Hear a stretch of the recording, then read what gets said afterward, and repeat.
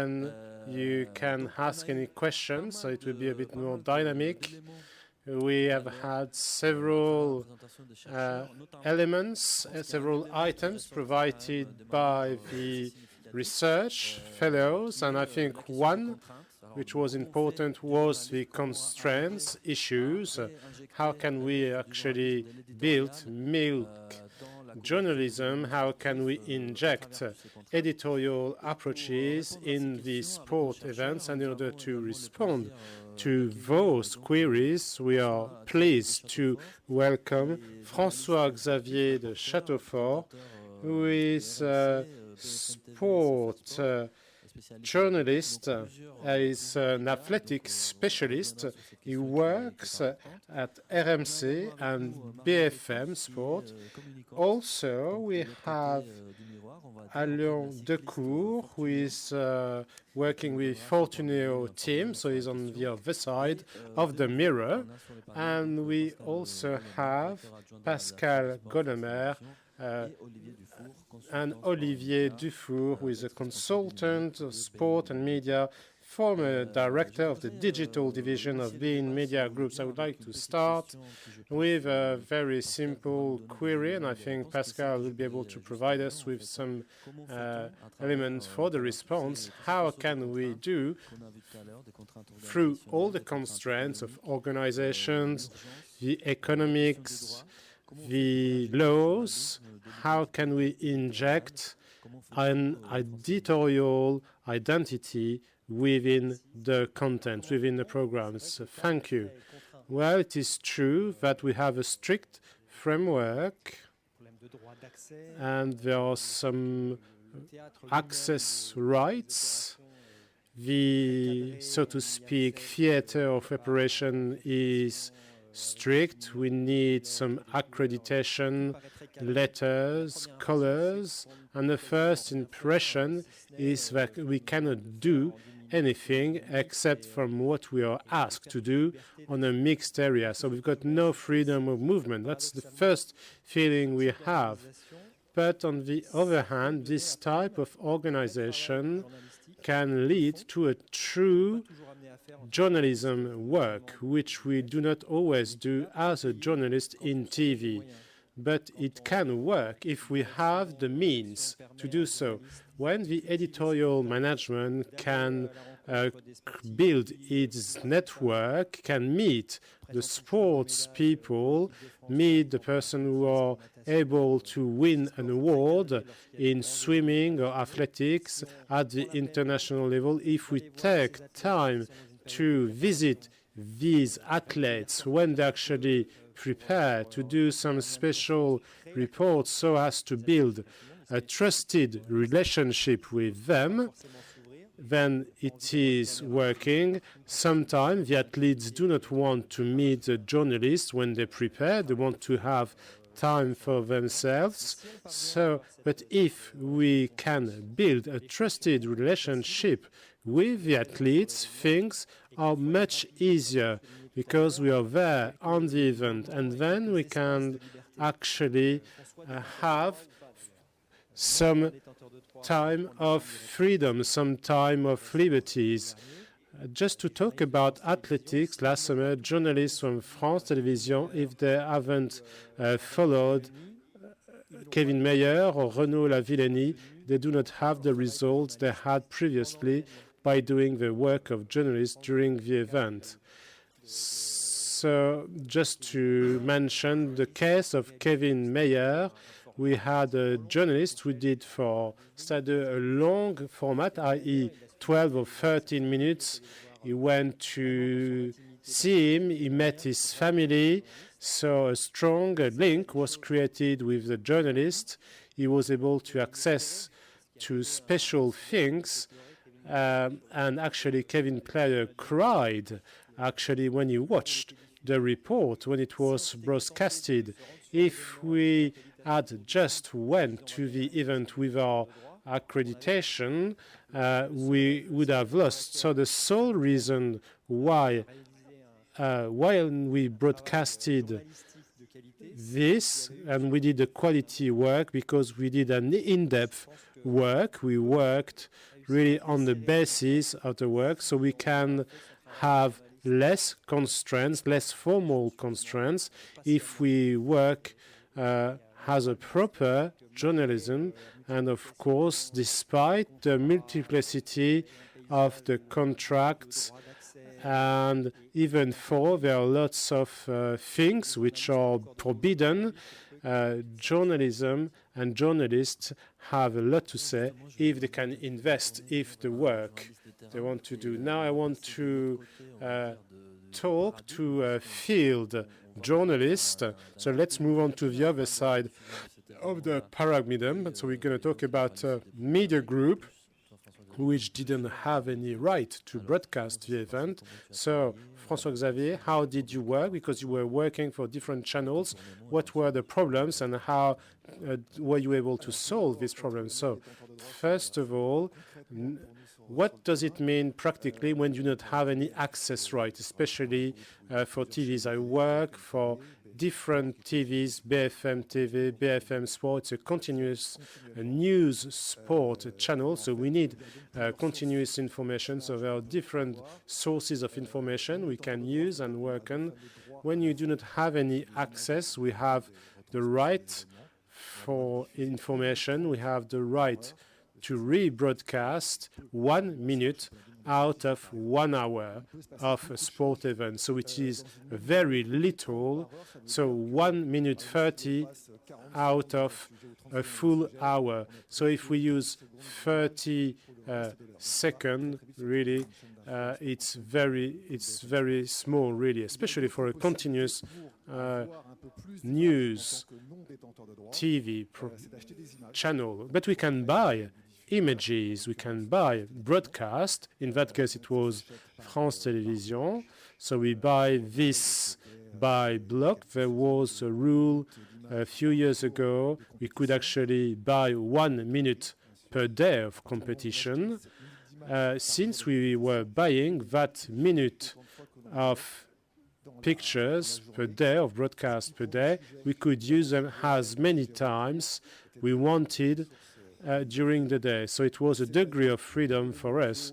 This year, for the world competition, our management didn't decide to buy these 1 minute of image per day.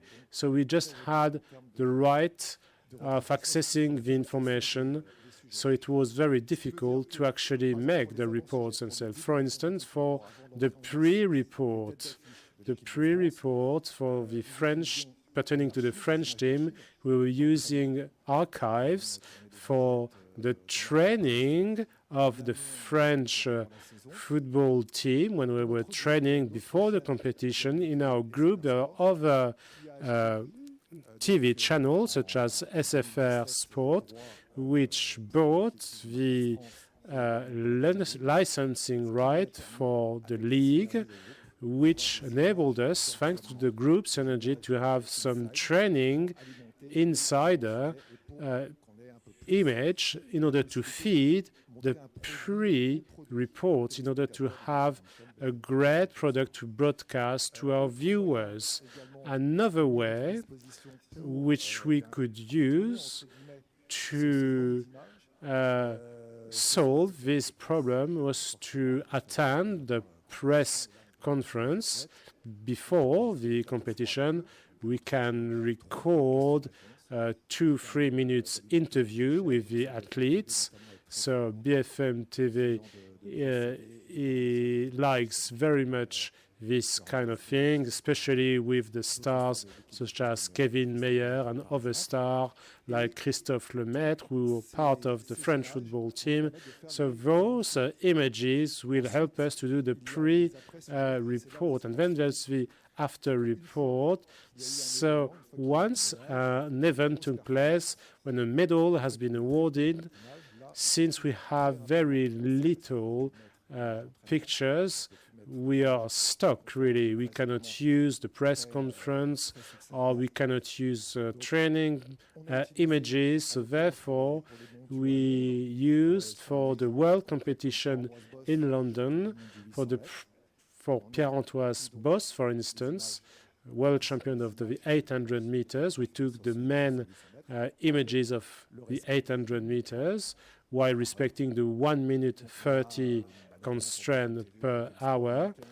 Especially for BFM TV, we edited a report showing roughly 30 minutes of his race, plus other images pertaining of his former training. So we used the synergy of the group. But the problem, and it is an important problem when you do not have any rights, no licensing rights, we have, since we did not pay, we did not buy any images, our cameraman could not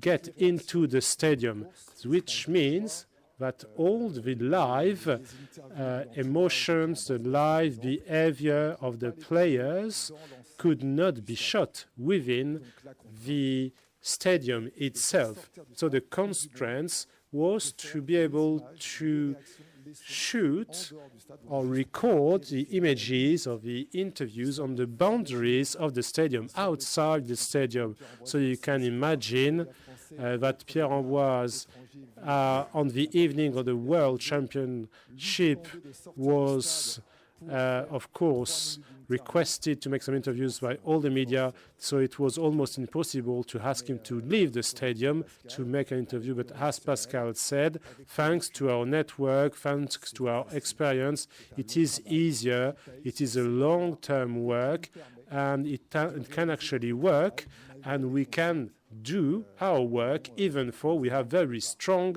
constraint at the start. So we were able to do that. So how can we solve this problem and try to limit the effect of the constraints and the rules? So on many occasions, we have to use our group synergies, because we've got BFM Sport, SFR Sport, but also the radio broadcasting RMC, because I was working for both RMC and the TV channels during the World Championship.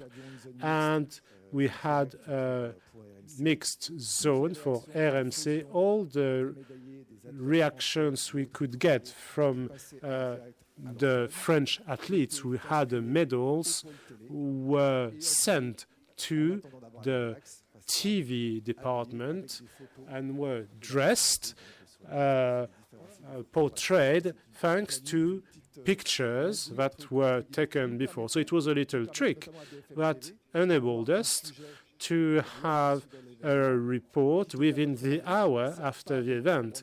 And this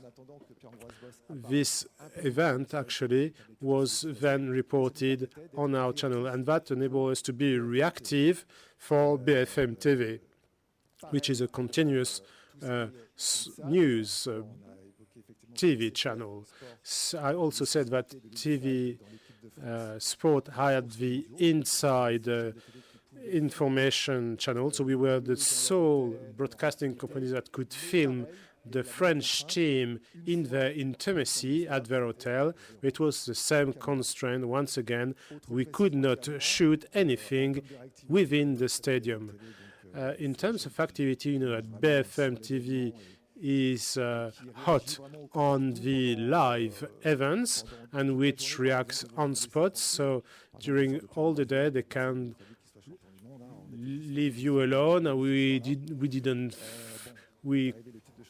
think that Pierre-Ambroise Boss would be the world champion. So straight away, within a minute, BFM TV reacted. We had a duplex point just outside the stadium. So the journalist was located close to the stadium, but he had to make a report live within the 3 minutes following the award of Pierre-Ambroise Boss, and he had to see the race. So it was very complicated, because the duplex point was just outside the stadium, but you must be able to access it.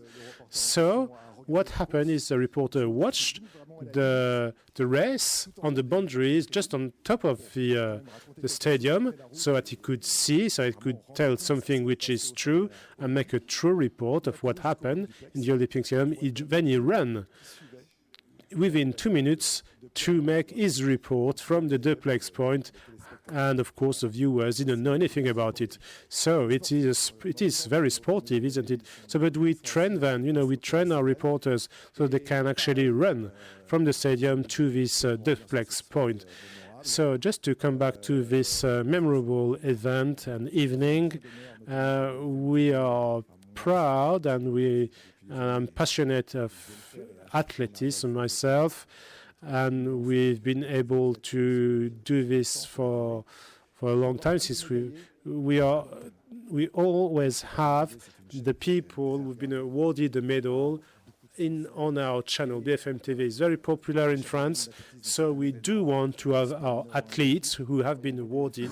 So when we do have a French medal, it is important for us to have an interview of that person, even though the interview is very short. Once again, we were able to have very short interviews in the evening when they were awarded the medal. So once again, we had to convince the athletes to leave the stadium and to make the interview with them, and that they would be happy to make the interview. So there are lots of constraints, but that makes this work interesting, enriching, really. So we make work which is interesting, since we tell stories, we tell narratives. That is our priorities. We want to tell nice stories to our viewers. I talked about the journalism constraints. A TV channel such as BFM TV talks to the public at large. So some athletes of the French team, if they do not perform, they will not interest our editorial team, who will be interested in the athletes who win. So actually, each athlete has an history, if you actually look into that. So once again, we try to sell our viewers some nice stories, and sometimes the athletes are not very popular or not well known. So this is an editorial. If we have nice story to tell for every athlete, there's no reason that we wouldn't have a nice story for the most famous athletes. Thank you very much for these very practical details.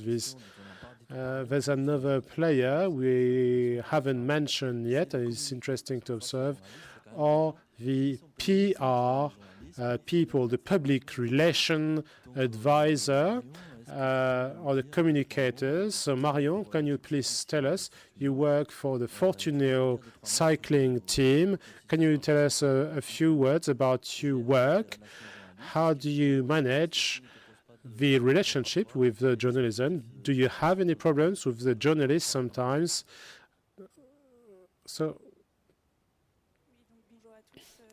good afternoon. I am in charge of the Fortuneo communication team.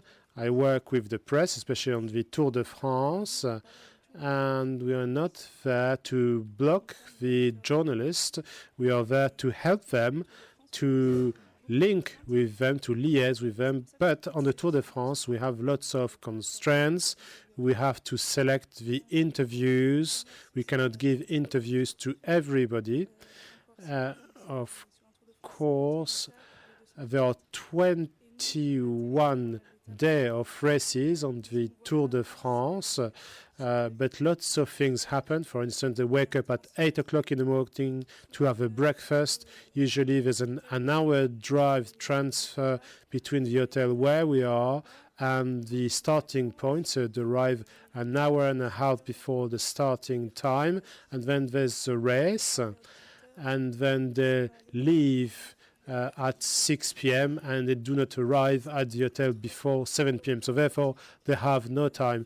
And the cyclists need to rest as well. It is important to respect the time for them to rest. And we have no median time, so we have to make the interviews at the foot of the bus in the morning. So we have to take this into consideration. Of course, it's in our interest to have to work with the media, cycling along with selling.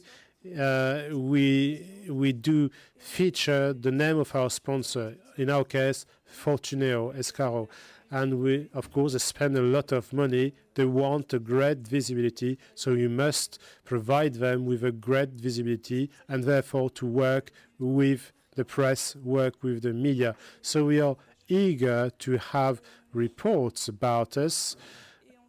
And of course, you must select those reports, and when we welcome journalists within a team, it is much more simple to manage one video reporter than having one cameraman, one sound recorder, one journalist, because we are in very small areas, and everybody, of course, wants to see the interview within the bus, so we can have only one video reporter in the bus. And that's why we like to work with the video reporters. Having said that, we have different experiences. Eurosport, for instance, send usually one person to shoot some videos. France Télé can send one or two people. The news program would send 3 people, so therefore that's just impossible to get all those 3 people in the buses. And when we have extremes as well, we had this year a report where Touche pas à mon poste program, do not touch my TV. So they made an so it was a team of 8 people who came to do a report. It was very complex, actually, to organize. So they came on a day where the cyclists were resting. And we have also continuous news TV channel which request some content, and they request us to shoot some videos thanks to our iPhones, smartphones. So we need to send pictures, videos to well, the press, the medias, but it's very difficult actually to welcome and to accommodate 8 people in a bus or elsewhere anyway. So I think we'll certainly have questions, but to provide additional information and before opening the debate with our the research fellow and the professors here, I've got 2 questions here. Has a former manager at beIN and has a consultant dealing with digital issues and digital strategy. At beIN, is there any room for a journalist within beIN, since we've got a cold and a hot journalists here? Is there any room for a journalist within beIN, which is focused on the right of access, where matches are actually broadcasted without any comments? And the second comment is, which type of strategy do you use when it comes to the digital tools or media so as to broadcast these events? Well, thank you very much for this question. I think it's a very direct one. I will try to provide you with quite a direct answer when it comes to the degree of freedom we have at beIN. I'd just like to say that I'm not at beIN anymore, but I just want to provide you with a testimony of what my experience was at the time. Well, we are fully aware of the fact that we want to cover we have lots of things in store. We have some access rights. What is in our portfolio in terms is actually broadcasted. What is not in our portfolio is not broadcasted. And that's it, really. So it may be a bit more complex because there are some weekly magazines which do cover the sport news. However, we really want to highlight those events and therefore shed a light on the events, and therefore the journalists are more eager to do some production. There are some huge opportunities. So beIN was a host for special events, and those special events were taking place in Qatar, for example, when it comes to cycling, gymnastics, and probably forget some sports. So we've got a huge technical means, great productions being implemented, and in a way production is meant to reflect an editorial attitude and approach, and that is the case. But sometimes we have the feeling that the journalism is more it follows more the production rather than conversely. However, this provides a framework which is quite good. So beIN is not a sport authority. What the colleagues from France Télévision and other FM radio might put out, depending on the sports that have been covered. All these vertical decisions that have been taken provide really good pictures, beautiful pictures, and a clear and thought-out editorial position, expert opinions. I was doing a little update earlier on one of the websites. All the experts that can be called upon for the different programs, whether it be in football, whatever the league.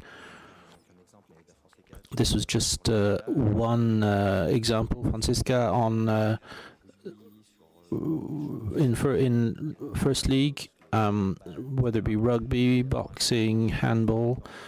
There is an editorial approach that is very clear, very strong, that provides a really high level of expertise and knowledge. It is an editorial policy that is very clear, straightforward, quite extreme. And the viewers will have to say whether it works. The production framework takes account of the similar constraints to what we've heard about. If there is not rights, if rights are not purchased, then there is no program, and the rules are very clear, very strong, and cannot be bent. I'd like to talk about digital programming, which is the area I know best. I have an account that is slightly mixed in terms of results. In view of what I have just talked about, there is no more journalistic investigation in digital media than there is in the rest of television, rather less maybe.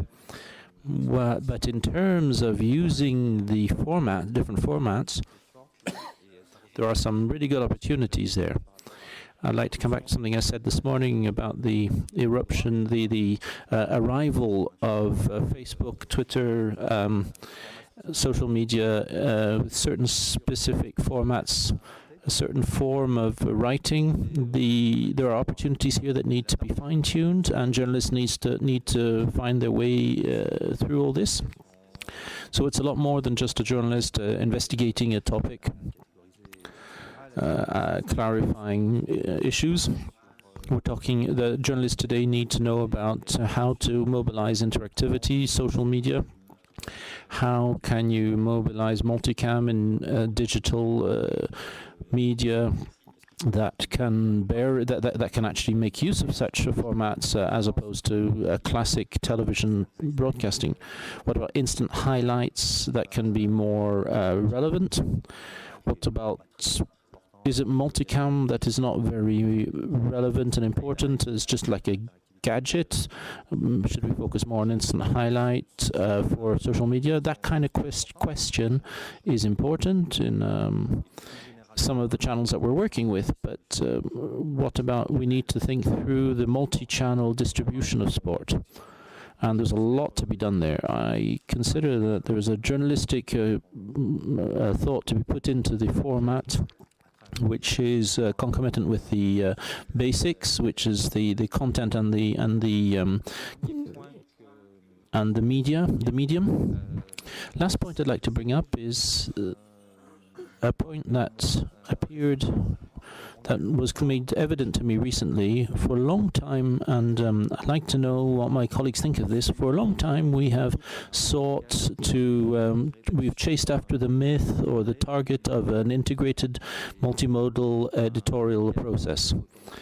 Media that has a real sports authority that covers all of sports, and that is meaningful, but what I have noticed is that there are a lot of other media linked into television, and there is people have given up on linking digital media with the more traditional TV editorial approaches. And this may not be a bad thing, and it is obvious in a whole lot of contexts. What would seem clear is that we need to package and transfer and express in various distribution channels. This should be a very clear approach, and this is too complicated to negotiate with the production teams, deciding factors, deciding authorities. With new platforms, automatic click counts, we need to look closer, deconstruct what has been put together, and find a certain autonomy that would allow us to play an awful lot more freely with the different formats, and particularly social media. Whether digital editorial approach process, which was always the last priority, has a lot of new opportunities today, and we must consider the opportunities for a digital editorial process. We are having trouble, people have had trouble putting that into practice, and I'd like to promote, I don't want to promote any one product or company, but there are, particularly in France, a couple of very clearly high performance companies. Things are being chopped up, sometimes automatically during a match, depending on the description, when there is a goal or depending on what's happening. So other channels come in. A certain number of events are coming through, and we have a certain number of options to implement an interesting digital programming system. What I have to say is a little bit, well, I have mixed feelings. There are constraints from initial production to digital transmission, but there are a lot of differences in the formats that allow journalists to play with a lot of flexibility in the different editorial formats. Thank you, Olivier, for what you've told us about the technological parameters that are more and more important in media strategy. We are between marketing and journalism here, technological treatment of content, but there's a lot to think about. I'd like to start maybe with you. Do you have a few things to say about what we've just heard, what your colleagues have said? Or do we go straight to questions from the audience? I would like to go straight to questions, because we are here at the heart of your future jobs, both in terms of the processes, mutual sharing of contents, availability of technological methods that allow people to multi-distribute the content. Where does the journalist come in all of that? And I'd like to add in the question of the status of journalists. We see that on location, on the field, sometimes there are no journalists. There are just camera technicians, people who are recording images that are treated elsewhere, and this is clearly an issue which asks questions that will become more and more important in the near future. It's not just sports, but it's other areas of journalistic production. So I think it is now a good opportunity for you. You have some key people with their experience here on the podium, and you need to ask them questions. That's a very strong encouragement to take part. Up to you, over to you. You've really put the pressure up. You've really ramped up the pressure. I'd like to just come back to what you've just said. I'm not in digital media, but our concern today for a television group, classic television group, is to find an audience that is more and more reluctant to just light up their TV, whether it be for information or for sports, current news. And I'm less and less, I'm not keen on letting advertising take over, and I think there's room for journalists to reposition themselves, creating new formats for journalism. For instance, today with access to data, maybe you talked about it yesterday, not today, we haven't talked about it yet. It's an area that is very important for sports, which is collecting data of all kinds and its availability, whether it be cycling or football. Increasingly, we no longer watch the match, just get the data about the results. There's a wonderful tool, and we want to make use of it everywhere, but there is a lot of rich material there that allows broadcasting in real time, but also after the event, to work through the event again and provide keys of comprehension for the viewers and the audience. We are still working in a linear approach, and there's a real appetite on behalf of the audience, not just for pictures, but also for the information, the data that helps them understand the sports results. Why did PSG win against Bayern 3-0? The performance of each player. The viewers want to know how many kilometers were run by each player, how many balls were lost, etc. And when the performance of each player is put together, there are explanations as to why a certain score and why a match looked the way it did. That is still journalism, and our approach is we mustn't say digital is just marketing, which is true to an extent. Sometimes it's quite shocking when we hear people, we are journalists and digital pros are saying, are talking about the way they present things just to get more audience, more viewers. That can be fairly shocking for us, but we need to stake our claim in that area and propose editorial content. So it's over to you, the questions. Listen, I have a question for Laurent Camus. Coming back to your thesis, you say that people who spend time with the editors and who choose the action replays and decide on the content, they are themselves dependent on the way the images are framed by people behind the cameras on the field. And who are those people? Are they people who are provided by the stadium, by the club? And to what extent is the broadcasting of a match? Does it depend on the quality, the skills of those technicians? And to what extent is it dependent on the quality, the material available in the stadium? It depends on the arrangements made in big matches. Some of the ones I followed that you saw up there, it's Sunday evening matches. These are teams that are always working together. The editor chooses each operator, technician, each sound engineer, and it's the editor, it's the producer who gives the instructions as to what he wants. As you said, each cameraman has a different way of producing the images. Sometimes some of them have Steadicams, some on their shoulder, some of them put the camera down low, and each person has a different preference for the way of working, and they have a lot of autonomy in the way that they offer images to the producer who selects the images depending on and knows the camera technicians. There were some close-ups at times that I pointed out that just before the slow-motion action replays, there's an infinite option in terms of close-ups. So each producer has routines with certain camera technicians.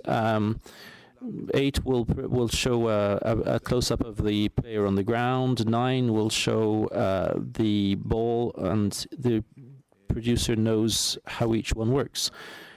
It's impossible to not know the camera operators ahead of time. It's required. Sometimes that's very major productions, taking a team from Paris to another place in France. For smaller matches, smaller events, Angers-Guingamp, we're not going to do the same thing. There's going to be local production teams who make available camera technicians who are not selected by the producer. And the producer is just employed for one event. The camera technicians work in the same region, Angers, Nice. I followed a Nice team, and they were very active at the time. When Nice, Ajaccio, Monaco, they were working with those 3 football teams. So moving people around costs a lot of money. So the production bus would just go between those 3 cities. And but for bigger matches, people come down from Paris. If I could just complete what we've seen already, it's part of the second part of of what we've got to see. When a producer doesn't know their team, one of the 2 features that we worked on was people who were not journalists at all. We haven't really talked about them here, but there are camera technicians. No, there are cameras that are positioned along the edge of the stadium, and there are automatic cameras that are positioned permanently, and they provide a certain kind of image that allows people that producers can use if they want. There are cameras that are permanently installed at ground level. So the producer has no actual say in what's going to what frames they're going to have. Sometimes there is an international signal in athletics that provides a certain number of channels for editors, for producers.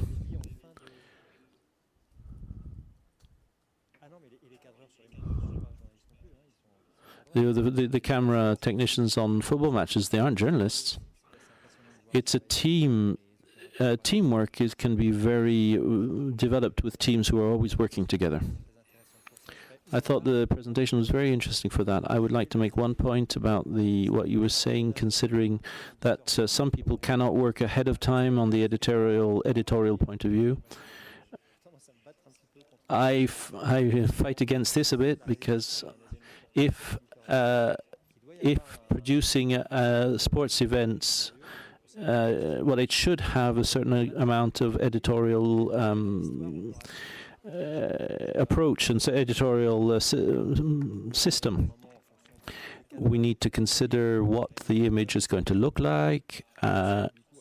Each producer will give instructions to the different technicians. For instance, a rugby match will have a bit of a widescreen approach image, so that someone who doesn't really know what's happening can look at how the different players are moving, but others will focus on the close-ups, because the power of an impact can be made more obvious without necessarily understanding everything that's happened on the field. I've had interesting discussions with some of the producers, someone who works with us quite a bit, who is quite often willing to talk about the way a story of a match is going to be recounted on a given day.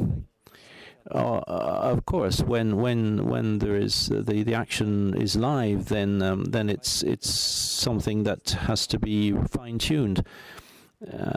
But a lot of decisions have to be taken ahead of time. I am in agreement, of course, with what you say there, and I'm not saying there isn't any editorial work put into a production ahead of time. But what I'm saying is that one of the things that producers appreciate in their work is to have a certain amount of autonomy in the way they work, in the editorial work that they carry out, and that they can achieve with tiny little details things that aren't necessarily perceived by producers themselves. They can manage to get away from certain constraints and maybe provide unusual, strange images that some producers, some technicians are specialized in this kind of image with a specific singular approach to their work. And a special story can be told in that way. It's the contribution of each different technician and participant that makes it interesting. If I can complete what you've just said, I am very much in agreement, of course. It must be the journalism that drives all the way to the even the production of an event.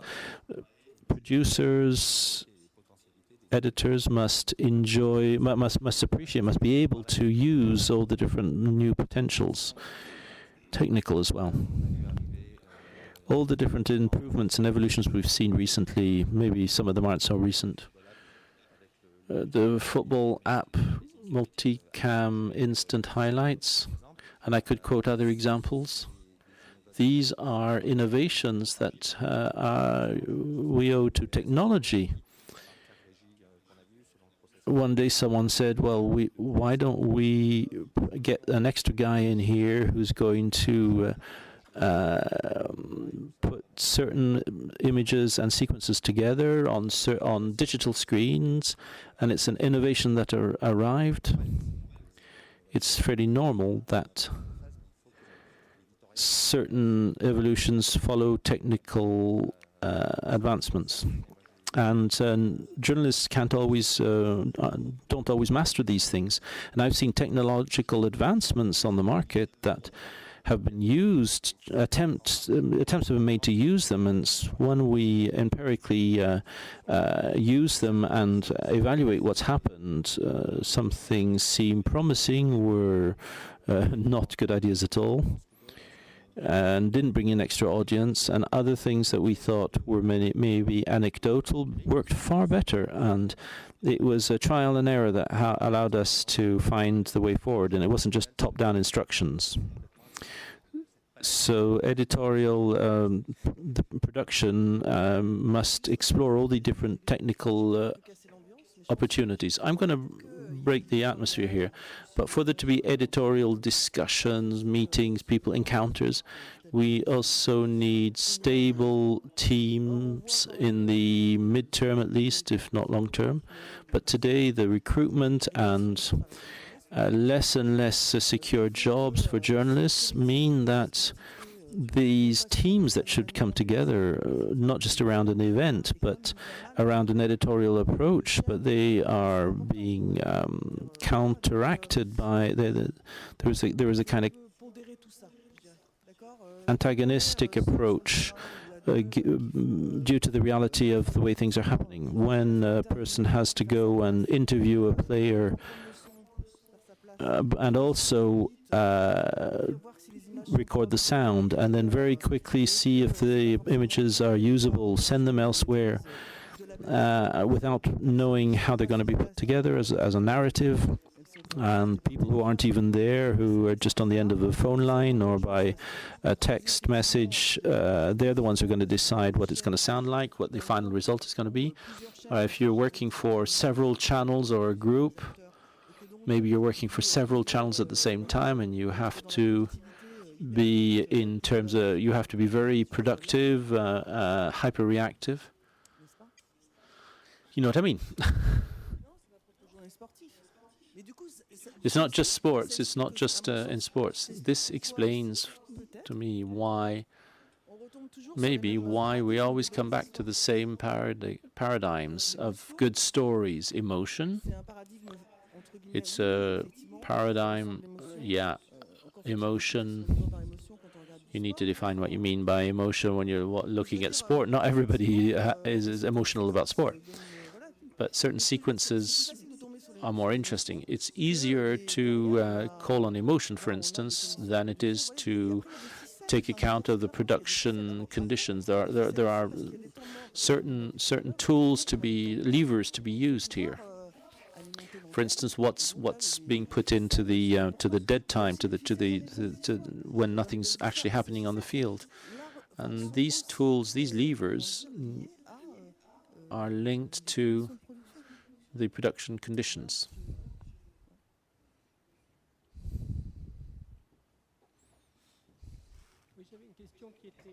I have a question.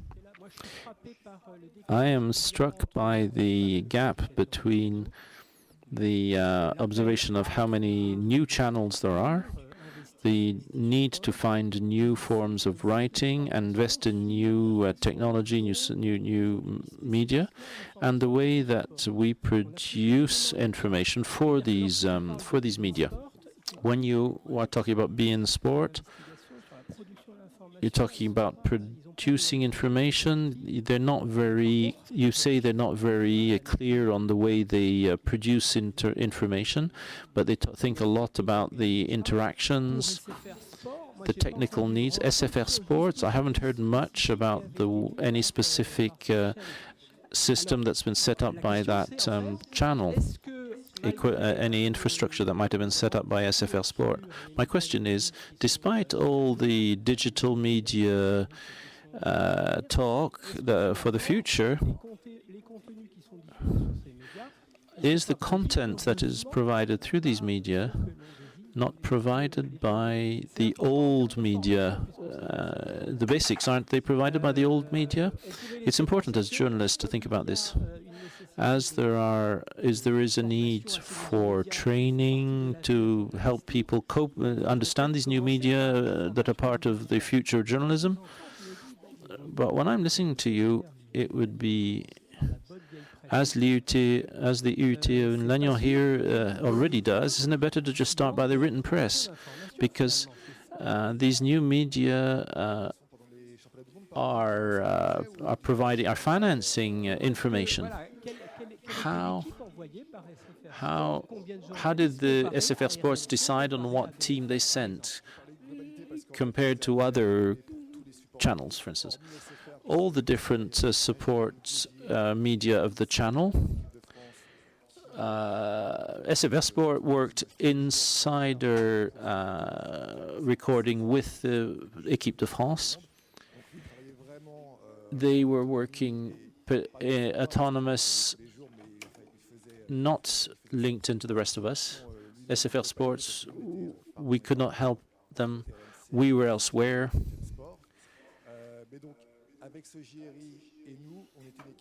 With that team and us, altogether 8 people, 4 journalists, the recording journalist, the video journalist, and a consultant for radio and television programming. So there was a team of 8, and we were working for 4 different media for 10 days. To give you an idea, for radio, it's not television, everything's linked in together with us. We produced about 70 hours of live broadcasting for 10 days of sporting event, with a meeting every morning, sharing out, distributing the different tasks amongst ourselves in order to know who did what, to get our act together. We tried to anticipate, tried to see ahead of time what big difficult issues we would have to deal with, particularly in the evenings, that would make the big titles. We tried to think through what might occur. Some things we couldn't foretell ahead of time, of course, and that's what makes it more interesting. But we tried to iron out any of the bugs that might occur on any one of the different channels, and that was a fairly difficult thing to carry out. That's something we try to do for every time we go to a big event, whatever aspect of the group, whatever department. For instance, for radio, there were 3 of us who were being constantly taken up by the entire evening at the athletic stadium. If there was something major happen during the evening, for television we were not available because 5 hours an evening were dedicated to radio. So that's why we did that meeting ahead of time in the morning, not just for the editorial approach, but to anticipate what might happen. For instance, if there was something special occur in the evening, and when there was something unexpected happen, we had to take it in our stride and coordinate everything. And we needed to make it so that viewers were not did not feel that nothing was happening for a given amount of time. We were able to fill in the gaps by RMC and BFM Sport. We communicated amongst ourselves, even during the live broadcasting. I would answer text messages. It's while we were commenting. It's quite a gymnastic, quite a difficult feat. The team was counting on Nicolas Jamin and myself, who we knew who to contact, who we could call on if things got a bit tight. But for big, important evenings, sometimes I was actually getting people on board even when we were live on the radio. That's part of the way we need to do things. That's just one of the ways that we work. We're used to it. All the media don't work the same, but that multiplicity of roles, we work for one radio and 3 TV channels who want the same thing at the same time, because that's current news. That's SFR Sports was doing something else, was reporting for the after the event.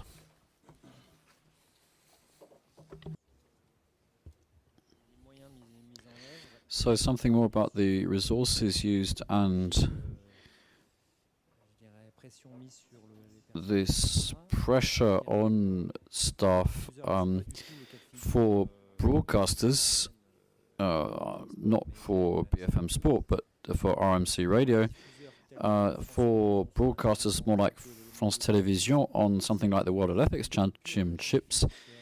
If you just think in financial or economic terms, you would not send 3 reporting teams to provide added value of inside views with French champions and combat exclusivity by SFR to have a French athlete outside the hotel. We would not have those 3 teams. We'd broadcast the World Championships and no complaints saying that you have not done your job properly. There is absolutely no risk. It is really through conviction and tradition, because our editorial team at France Télévisions produces sports content.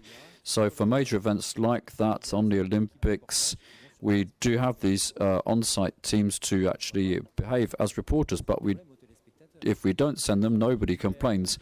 For the Winter Olympics, we had a number of reporting teams to produce reports for a program to be produced and broadcast on site. If instead of that we did replays or a talk show with 2 journalists and 3 consultants, which is pretty cheap, I'm positive that we would not get any viewer comments. So it really is a question of rights holders, a free choice. What sort of scope do they want to give to the event? And in terms of the answer, the future of those of you who would like to do sports journalism, your future hangs in the balance, really, because if we're just talking about events broadcasting, well, there'll be commentators and consultants, and that will be about it. However, if the view is taken that more sophisticated content production could play a role at the channel, then that will give work to a few more people. And in digital, journalists who perhaps no longer will be able to travel to report on major events will be able to continue to work, but perhaps staying in the office, but by producing data analysis or other types of analysis, and this will not be such a reporting job, but it will be a journalistic job. Any other questions? Sandy. I just wanted to come back on that to ask a question to Marion, but perhaps there won't be any viewer comments, but the content produced might mark a difference and give you a nobler image compared to the competition. Perhaps this cannot be measured, but could we not imagine that this contributes somehow to your image?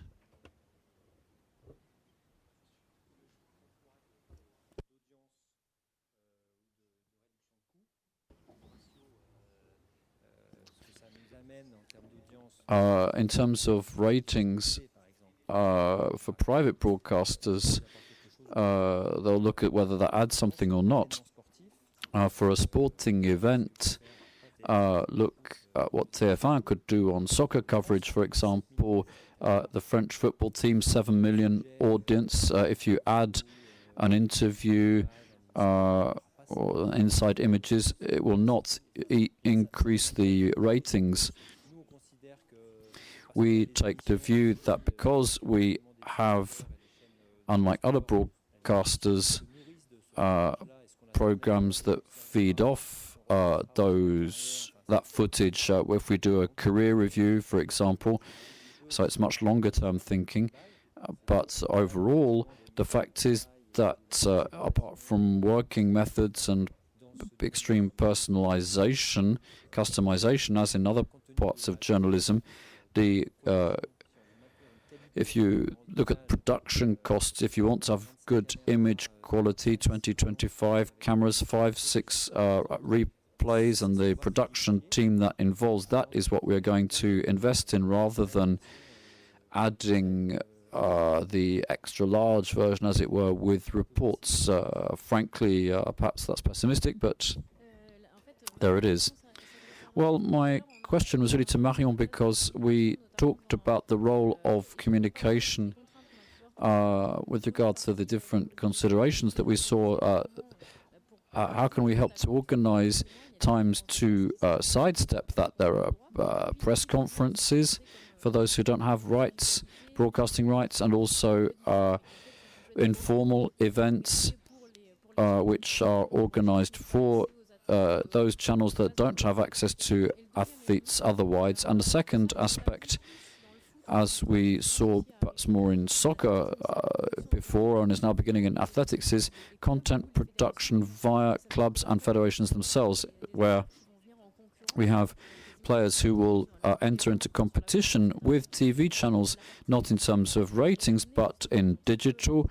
I think people who produce, or at least help contribute part of the journalistic content, are now competing in particular through digital. So Marion, could you say that was the same story in cycling? Are you looking at things like that through social media, producing content? Well, we produce content for social media, video, photos. I'm working with someone who, in the third year here, who came to Tour de France this year to film, and she videoed just about everything, and we then did shared up between what we'd done on our social media and what we gave to our partners, so as not to have too many cameras, because our partners also wanted video content. And so we gave them to our two main partners, and a third partner was our cycling partner, the cycling brand.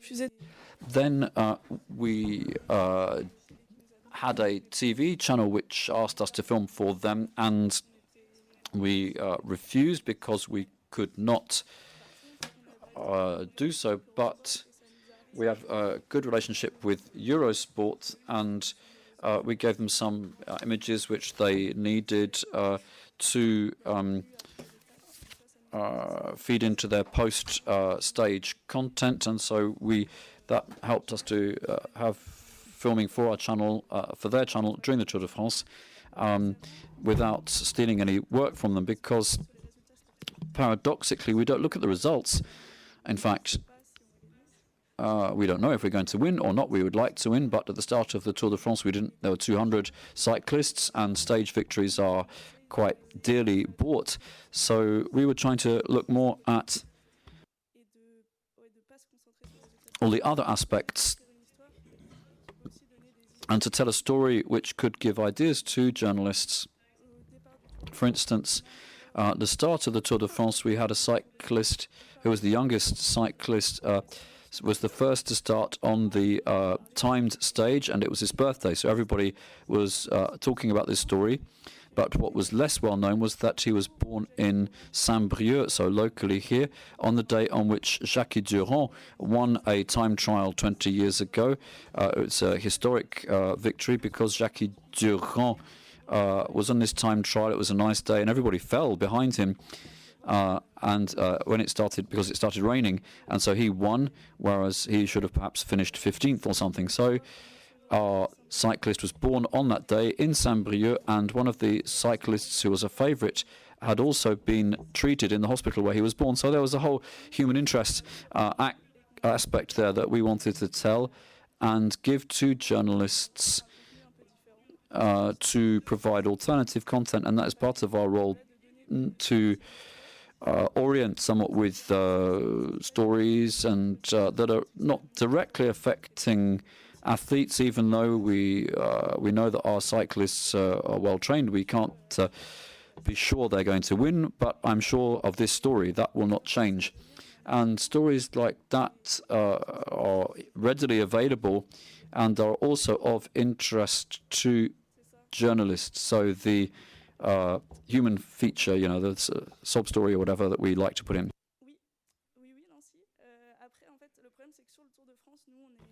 For the Tour de France, we have a lot of things to deal with, and I haven't always had time to look at live coverage or interviews, which is something we do after the event more. But it's not often that you see, generally these stories are correctly reported, although few journalists went all the way in it. Most people just said happy birthday and so on. So it was quite short, but there was that little extra special plus because we knew the athletes were part of the team, which also helped us to help journalists have content. As I was saying, teams, federations, organizers are keen to address the demand from journalists to find stories like this. That was a great story, and it was taken up quite a bit, but there is a temptation to try and control the story that we tell of an event or a team's progress, as can be seen in soccer today with national teams, or something like the Tennis Federation, where we have a French team which is rather inconsistent in its results. It's often criticized, and the Tennis Federation's job is to tell a good story despite this and control the images that come from the wings of this team. This is also the case for the French soccer team. In their campaign, the next day there was always something that Didier Deschamps said at the end of the match: "Well done, we'll see you in Russia." That is filmed by the federation. You can see the logo, and we always say this is supplied by the French Football Federation. But as in the world of business, clubs and federations, players, cycling teams still let TV crews in, so we can do live coverage with the cyclists and their managers, but there has been this temptation to try and control the story and the image and deliver these images to TV channels which can meet the expectation to make savings. So that everybody is happy, free content from the inside, so it looks like Stade 2 and these other traditional programs, but it's completely different because it is an in-house production by those who want to project a good image. And it needs to be used like images from political rallies supplied by the politicians themselves.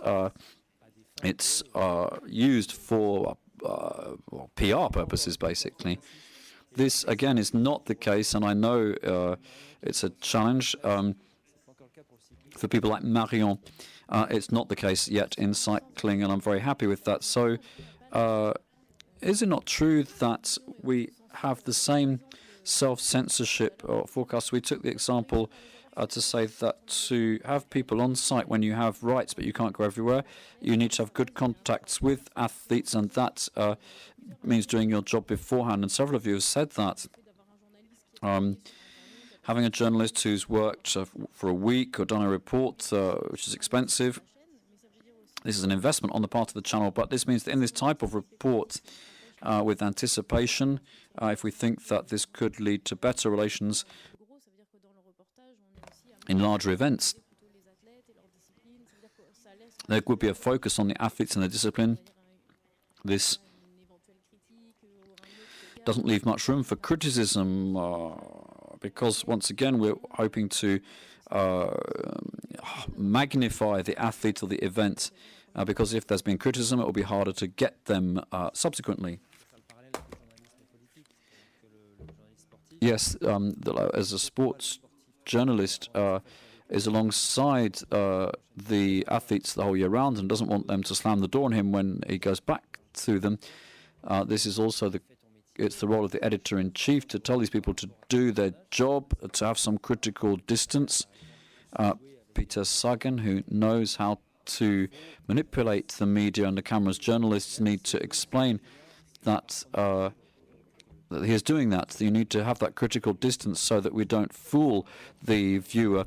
And this can be a difficult exercise because you're around these people all day, we're familiar with them.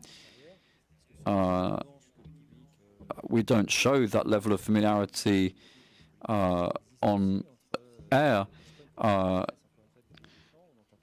Didier Deschamps, all the journalists will speak to him using familiar forms of language, but when we're on air, it's hard to believe that the journalist will be independent. So you have to maintain that paradoxical approach, which of course you learn in journalism school. As it's very interesting to hear all this, especially the experience of professionals and of the surveys, research carried out.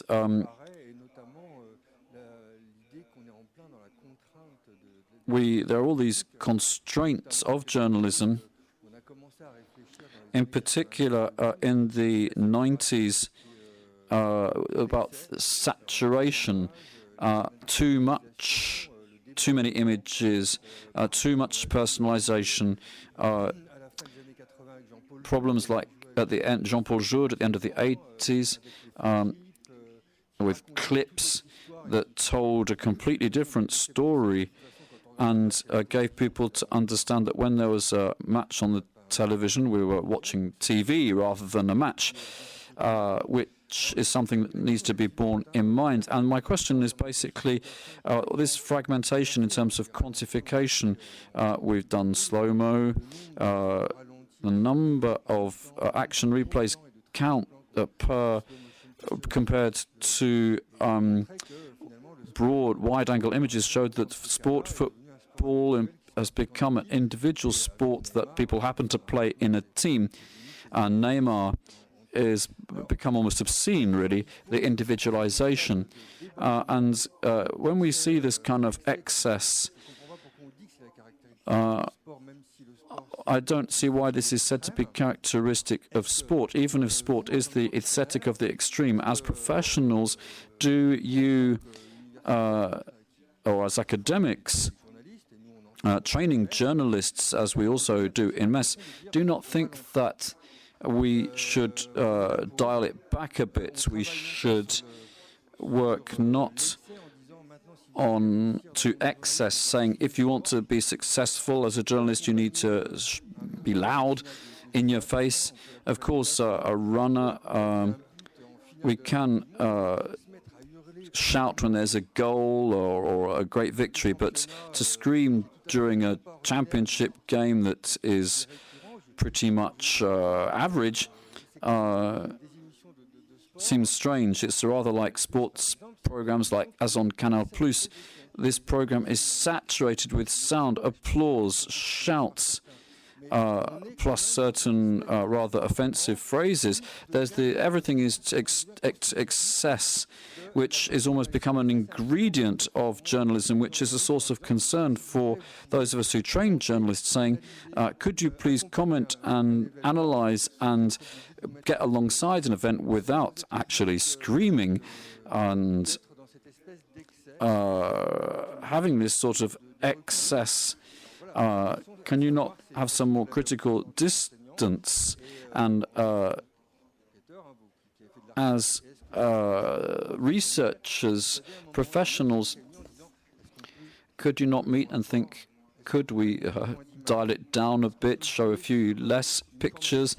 Could we look for a style which allows spectators to become a part of the event, if you see what I mean, of degrowth, because otherwise I'm rather concerned about the future. Yeah, well, I think firstly we need to look at the focus, because other channels, not all channels follow this logic. Some channels are very restful, even in Europe. I don't like football, but I enjoy watching football on German or British TV than where you actually don't hear anything for a while. Not all countries have the same approach. The difficulty when we train journalists is professional integration in a difficult environment, and as was said earlier, we need to think about what constitutes a good journalist seeking to work in sport, because sometimes it's like in political journalism or journalists in politics. Someone in sport, do we want someone who's going to handle sources properly and so on? I'm not sure. We need to be mindful of ourselves in order to be a good journalist, because there is a sense of fascination in the field with the athletes, as there can be a fascination with political or economic power, which is problematic. Well, there is a critical distance. An expert is someone who can analyze a situation of which they are part. As fans, we love a goal, we are transported, but journalists should be able to analyze. And then, of course, there's the question of news. Yes, indeed, when we've talked about this before, social science is important in journalism training. You can be a researcher and love what you're researching, but there is out of the question that we should be acting as a fan when we are meeting people who, even if they are sources of fascination or even hatred for us, or people in whom we are not interested at all. This is a question of training. Social science, and this is why we need this interaction between journalists and researchers. We have some similarities in method which enable us to have critical distance and reflexivity and objectivity, and being able, even in a live situation, I think training enables you to have some reflexes. It doesn't have to be working fast or dealing with the unexpected, does not rule that out. We have all... I think that the more training in method we have, the more this becomes reflexes for us. Well, if we look at the sociology of journalism, and particularly on Twitter posts, you can see that some journalists post as though they were fans, and there's something wrong with this. Okay, they do what they want, but I think, well, who am I dealing with here? We, in social media, we want people to be identified as journalists and not fans. One of the answers is to this issue of personalization is that we are going to concentrate on personalities. Every year we have students here who want to be journalists in sport, and recently one of the students asked us about this. We are looking at what sort of posture one should have if you support a team. Is that a problem? How do you either use that or conceal that? We ask ourselves these kind of questions and try to look at others. For example, we have a journalist here who is very present on Twitter. Perhaps, François Xavier, you can have an opinion. How do you deal with this on digital media? Well, you need to strike the right balance, which you acquire with experience and critical distance. Young journalists, you may, when you start work, be careful at the beginning in the field, because you love a particular sport, athlete, team, and you're no longer students, fans, supporters. Now you are going to become journalists. And what I try to do, sometimes I'm rather on the fans side, especially when you've been following a team or an athlete for years and you've created a relationship with them. Of course, that's going to be there. And then something happens in a stadium, and this athlete person, you know them very well, they pull something off. Of course, you're going to be colored by that. But whenever possible, and I've already been corrected, like other of my colleagues, I try to, when this thing happens, and there's cause for enthusiasm, because that is part of sport as well, we need to pass that on, but I try to provide information as well, clarifications about the person, and this, I think, enables us in some measure to mitigate this excess of emotion that spectators may pick up as they hear you and watch you, and this is perhaps one of the tricks of the trade. But I think a lot of care is needed to, especially at the beginning of your career, so that you don't have to make a big correction later on. I know that I had to do that, and if you can get away without doing that, you will save some time, and you will think, oh yes, I should have done that. That makes better sense. There you have it.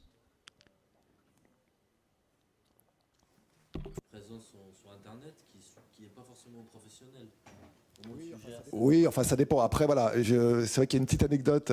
One of my stories in the London Athletics Championships for the 100-meter final, Usain Bolt, I was in the stadium and I was not commentating. In fact, I was on another race, so I was really right next to the track because I was covering another event. So we were way ahead of the press pack, and I filmed the 100 meters because it was going to be a historic moment, etc. And in fact, I didn't really think, and I put it on Twitter. And that was a big mistake that I quickly rectified because we did not have the rights, and we did not have the right to broadcast it on social media. And so you can see that in that precise moment, I went on the other side of the barrier. I wanted to share with my followers, and I wanted to give an alternative take, but suddenly I realized I had to sort that out. Things like that are overwhelming and can make you forget that you are first and foremost a journalist. You're there for an event, and you're not there as a supporter to share things with your mates. And this was so that was one of those times, and that is what it is. That's what being a journalist is all about. So it is 5 o'clock. We have the time for a few more questions and contributions. I'd like to ask a question about automatism and reflexivity. Yesterday I talked a little bit. I think it's very important to understand how information media, whether they want to or not, whatever their intention, they contribute to carrying on with stereotypes or can help deconstruct these stereotypes. So my question, and I am counting on the new generation for deconstructing these stereotypes. Laurent Camus, question. In terms of the representation practices that you have observed, you have seen decision-making process, microsecond decision-making process. In that very rapid turnover, that leaves no room for reflection, for self-criticism, and therefore gives a lot of space to subjectivity and unconscious patterns. Do you have any editorial choices? Have you seen editorial choices that actually contribute to maintaining stereotypes, or have you seen decisions that are specifically aimed at going against, at deconstructing these stereotypes? As for stereotypes, there is something that we had talked about a bit earlier. For instance, Canal Plus is clearly set aside from other more generalized channels, in that matches that are broadcast are not specifically in support of a given team. TF1 is supporting the French team in international competitions. So on TF1, it's quite frequent to see pictures on the audience, often focusing on pretty women or things that will pull in the interest of the spectator, have nothing to do with football. On Canal Plus, you don't get that. It is an expert subscribers audience. They are people who are interested in football. They aren't interested in the audience. And the Canal Plus matches are not just the matches of team that is not just for supporters of a given team. So there are not nearly so many audience images, and above all, no images just on pretty women in the audience. So ahead of each match, other channels look for women in the audience to focus on and already fine-tune the focus ahead of time. That's the only kind of thing that I can think of that applies in answer to your question. An anecdote in and of itself, that isn't a progress. I have an anecdote that I'd like to mention. A few years ago, during the Rugby World Cup in South Africa, at the time in South Africa, it was to show white sport that nonetheless all of Africa was united around its national team with two national anthems that everybody sung. I was a sports journalist at the time. I was a big rugby fan, and I watched the match on replay. And what was striking was during the national anthem, the producer had found the very few black supporters, black fans, and focused on them. And that was a false image, because rugby is a white person's sport in South Africa, in those days particularly, more than today. But there was a clear message being sent out to the entire world. It was a political message, just by focusing on certain black people in the audience. It was a political message being sent out, and it's quite interesting. Another question?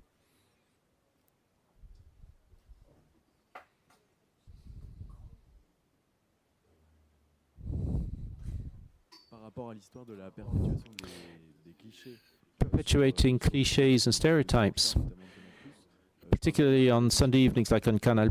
I'm not talking about the matches themselves, but I'm talking about the programming before the big matches.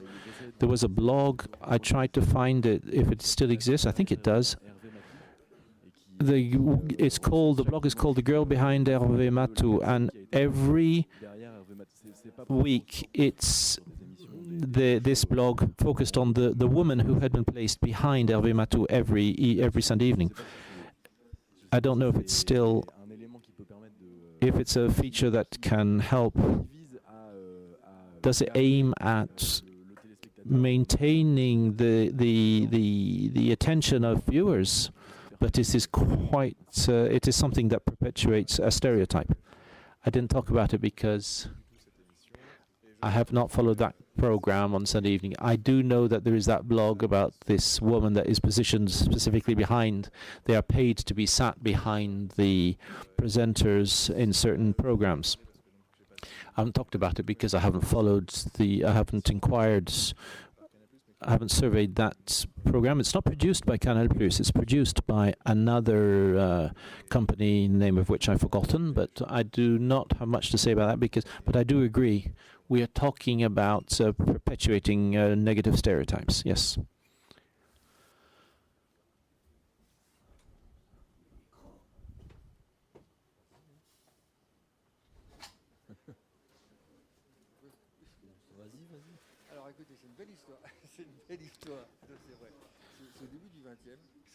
At the beginning of the 20th century, when people were fascinated by Russian ballet, Nijinsky and others, they needed to find a place to produce their show at the Odeon in Paris, to get Paris Society to come. The owner of the Odeon decided to get the most pretty women in Paris and position them in the room, which attracted all the men, and that's what they called the bouquet of flowers, the basket of flowers. Make up an audience with lots of pretty women in the audience. So when you're on TV, you show yourself, like, for instance, in the VIP boxes. Not only can you see an event properly, but you can also be seen by the cameras. Thank you. We are absolutely in the timing here, so thank you for everybody who has been. Thank you for what you've had to say, for your patience, for your participation. Let's